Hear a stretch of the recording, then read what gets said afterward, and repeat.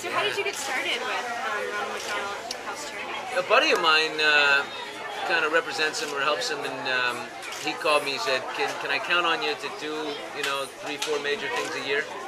I said, "Yeah. I mean, sure." I'm very guilty.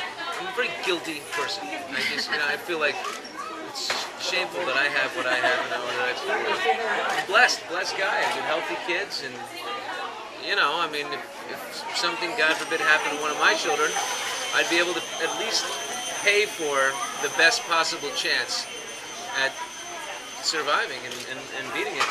And, without Ronald McDonald, a lot of families wouldn't. So it's guilt, it's, some altruism, I guess, but mostly, why do I have this and someone else doesn't? I gotta be on. I could never say no. It's almost shameful. Were you aware of the charity before you got contact? Oh yeah. I mean, there was a Ronald McDonald House near me in New York growing up. I grew up on the Upper East Side of Manhattan. So yeah, I've always known about it. And when my friend asked me to join, absolutely.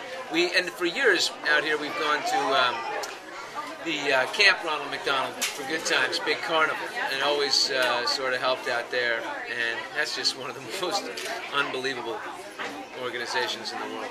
So it's all part of the same umbrella. Do you have a memorable volunteer moment?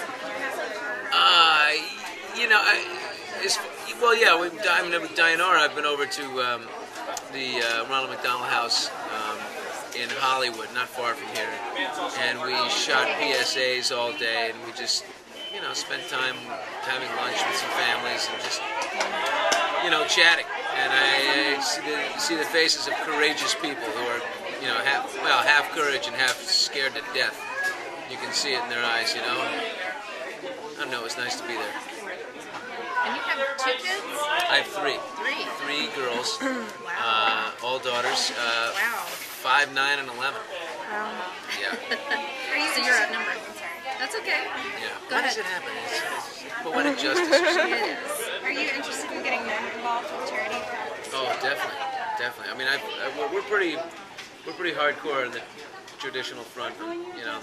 They're all in Sunday school. They all go every Sunday. They all have excuses every Sunday as to why they don't want to go, why they shouldn't go, but we go. And they volunteer, and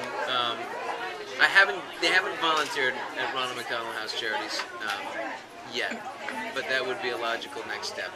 They're very, I find that my kids and all the kids in their class, they're much more conscious of volunteerism and helping out and giving back than I ever was growing up. I don't know why, but as much as they're exposed to, probably too soon in life, they're also exposed to the good stuff as well as the bad stuff. They're really hyper, I think, conscious people.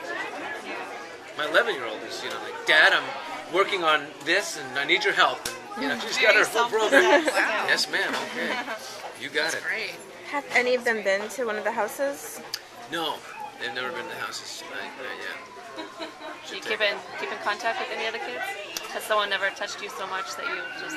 Well, not Ronald McDonald House, but I mean, in particular, I got very close to a boy at Children's Hospital. I'm on the board of what's called Lollipop Theater Network, which is really important to me, and I do almost all the fundraising, a large chunk of it.